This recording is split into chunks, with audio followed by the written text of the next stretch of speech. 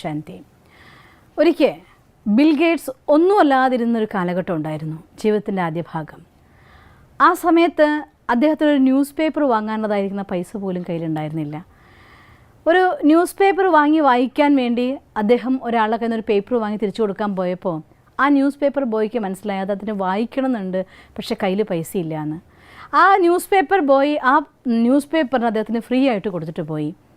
ഒരു പ്രാവശ്യം പിന്നെയും അതിൽ കടന്നു പോകുന്ന സമയത്ത് ഇയാളെ കണ്ടപ്പോൾ ആ ന്യൂസ് പേപ്പർ ബോയ് ഒരു പ്രാവശ്യം കൂടി നിർബന്ധിച്ച് എന്ത് പറഞ്ഞിട്ടും പറ്റില്ല, അത് വായിച്ചോളൂ എന്ന് പറഞ്ഞ് നിർബന്ധമായിട്ട് ആ പേപ്പർ അയാൾക്ക് കൊടുത്തിട്ട് പോയി. 19 വർഷങ്ങൾക്ക് ശേഷം ബിൽ ഗേറ്റ്സ് തൻ്റെ ജീവിതത്തിലെ എല്ലാം സ്വന്തമാക്കിയ ശേഷം ആ നഗരത്തിലേക്ക് ഒരിക്കൽ കൂടെ വീണ്ടും ചെന്ന സമയത്ത് ഈ ന്യൂസ് പേപ്പർ ബോയിനെ കാണുകയും ചെയ്തു. അന്ന് അയാളൊരു ബോയ് അല്ല, വലിയ ആളായി കഴിഞ്ഞു. ചെന്ന് ചോദിക്കുകയാണ്, നിനക്ക് എന്നെ തിരിച്ചറിയാൻ പറ്റുമോ? പറയാം, എനിക്കറിയാം, ഇന്ന് നിങ്ങൾ ലോകത്തിലെ ഏറ്റവും വലിയ സമ്പന്നന്മാരിൽ ഒരാളാണ്. അപ്പോൾ പറയും, നീ എനിക്ക് 2 ദിവസം വലിയ ഉപകാരം എൻ്റെ മേലെ ചെയ്തിട്ടുണ്ട്, ഓർക്കുന്നുണ്ടോ എന്ന് പറയും. പറയും, തീർച്ചയായിട്ടും എനിക്ക് ഓർമ്മയുണ്ട്, 2 ദിവസം ഞാൻ നിങ്ങൾക്ക് ന്യൂസ് പേപ്പർ തന്നിട്ടുള്ളതല്ലേ എന്ന് പറയും. അപ്പോൾ എന്നാൽ ഇപ്പോൾ ആ ന്യൂസ് പേപ്പറല്ല, നീ എന്ത് ചോദിച്ചാലും തരാനുള്ള ഒരു അവസ്ഥ ഇപ്പം എൻ്റെ കയ്യിലുണ്ട്, നിനക്ക് എന്താ വേണ്ടേ, പകരമായിട്ട് എന്ത് ചോദിച്ചാലും തരാമെന്ന് പറയുകയാണ്. അപ്പോൾ ഈ ന്യൂസ് പേപ്പറിൻ്റെ ആൾ പറയണം, അങ്ങക്ക് എങ്ങനെ തരാൻ കഴിയും? അന്ന് ഞാൻ അങ്ങക്ക് ന്യൂസ് പേപ്പർ തരുന്ന സമയത്ത് എൻ്റെ കയ്യിൽ ഉണ്ടായിട്ട് തന്നതല്ല, ഇല്ലായ്മയിൽ നിന്ന് തന്നെ താങ്കളുടെ പഠിക്കാനുള്ളതായിരിക്കുന്ന വാഞ്ച കണ്ടുകൊണ്ട് തന്നതാണ്. ഇന്ന് താങ്കൾ എനിക്ക് എന്ത് തന്നാൽ പോലും ഇല്ലാത്ത എൻ്റെ കയ്യിൽ നിന്ന് തന്നതും എല്ലാം ഉള്ള അങ്ങയിൽ നിന്ന് തരുമ്പോഴും അതെവിടെ തുല്യമാകാനാണ് എന്ന്. വാസ്തവത്തിൽ ദാനത്തിൻ്റെ മഹത്വം തന്നെയാണ്. ഞാൻ പലയിടത്തും കേട്ടിട്ടുണ്ട്, ഈശ്വരൻ്റെ മുന്നിൽ ഉള്ളവൻ 1 ലക്ഷം കൊടുക്കുന്നതും ഇല്ലാത്തവൻ 1 പൈസ കൊടുക്കുന്നതും തുല്യം എന്നൊക്കെ കേട്ടിട്ടുണ്ട്. എങ്ങനെയാണെന്നറിയോ? ഞാൻ ഇന്ന് കൊടുക്കുമ്പോൾ എനിക്ക് ഉണ്ണാൻ മാത്രമുള്ളതായിരിക്കുന്ന അന്നമേ ഉള്ളൂ, അതിൽ നിന്നാണ് ദാനം കൊടുക്കുന്നതെങ്കിലും എനിക്ക് ഒരു തലമുറ മുഴുവൻ കഴിയാനുള്ളതായിരിക്കുന്ന ധാന്യം അവിടെ കിടക്കുകയാണ്, അതിൽ നിന്ന് ഞാൻ എടുത്തു കൊടുക്കുന്നത് തമ്മിൽ രാവും പകലും പോലുള്ള വ്യത്യാസമാണ്.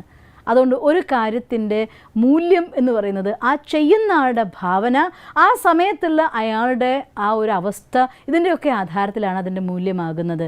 അതുകൊണ്ട് തന്നെ ദാനം സമ്പൂർണ്ണ മഹത്വമാവുന്നത് എൻ്റെ കയ്യിലുള്ളതായിരിക്കുന്ന സാധനം എനിക്ക് ഉപയോഗിച്ച ശേഷം എക്സ്ട്രാ ഉള്ളതിന് ഞാൻ മറ്റൊരാൾക്ക് കൊടുക്കുമ്പോഴല്ല, എൻ്റെ കയ്യിലില്ലാത്ത ഒന്ന്, എനിക്ക് മാത്രം ഉപയോഗിക്കാനുള്ള ഒന്ന്, അതിൽ നിന്നൊരു പങ്ക് മറ്റുള്ളവർക്ക് ദാനം കൊടുക്കുമ്പോഴാണ് യഥാർത്ഥമായിരിക്കുന്ന ദാനത്തിൻ്റെ മഹത്വമാവുന്നത്. മാത്രമല്ല, കൊടുത്ത ശേഷം ഞാൻ കൊടുത്തു എന്ന് 10 ആളോട് പറഞ്ഞാൽ, ഞാൻ കൊടുത്ത സാധനമാണ് അവർ ഉപയോഗിക്കുന്നതിൻ്റെ മനസ്സിൽ വിചാരിച്ചാൽ എൻ്റെ കർമ്മത്തിൽ കാണിച്ചാൽ ദാനവുമാവില്ല. അതുകൊണ്ട് കൊടുക്കുന്ന സമയത്ത് ഹൃദയമറിഞ്ഞുകൊണ്ട് വേണം എന്ന് ആവശ്യമുള്ളവരാണ് ഇവരെന്ന് മനസ്സിലാക്കിക്കൊണ്ട് അവർക്ക് നിങ്ങൾ കൊടുക്കുമ്പോൾ പത്രമറിഞ്ഞ് ദാനം കൊടുക്കുമ്പോഴും ആ കൊടുക്കുന്ന സമയം ഏതവസ്ഥയിൽ നിന്ന് നിങ്ങൾ കൊടുക്കുന്നു എന്നുള്ളതും ആ കിട്ടുന്ന ആൾക്ക് അതിന് എത്രമാത്രം മഹത്വമുണ്ട്, ഇതിൻ്റെയൊക്കെ ആധാരത്തിലാണ് ഒരു ദാനം മഹത്വപൂർണ്ണമായിരിക്കുന്ന കർമ്മമാകുന്നത്.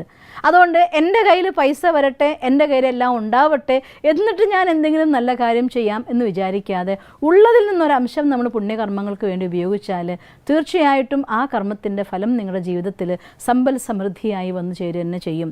അതുകൊണ്ട് ഈ മഹത്വം മനസ്സിലാക്കിക്കൊണ്ട് ഞാൻ പലപ്പോഴും എനിക്ക് ചിരി തോന്നാറുണ്ട്. ഞാൻ പലരോടും പറയും, നിങ്ങൾ നിങ്ങളുടെ ജീവിതത്തിൻ്റെ ഒരു 5% പൈസ അത് പുണ്യകർമ്മത്തിന് വേണ്ടി ഉപയോഗിക്കണം. അത് നാളെ ഇഷ്ടം പോലെ പൈസ വരുമ്പോൾ കൊടുക്കാമെന്ന് വിചാരിക്കരുത്. കാരണം ഇപ്പോൾ 500 രൂപയുള്ള സമയത്ത് അതിൻ്റെ 5% എന്ന് പറയുന്നത് ചെറിയൊരു എമൗണ്ടേ ഉണ്ടാവുള്ളൂ. അത് കൊടുക്കുമ്പോൾ നിങ്ങൾക്ക് വിഷമം ഉണ്ടാവില്ല.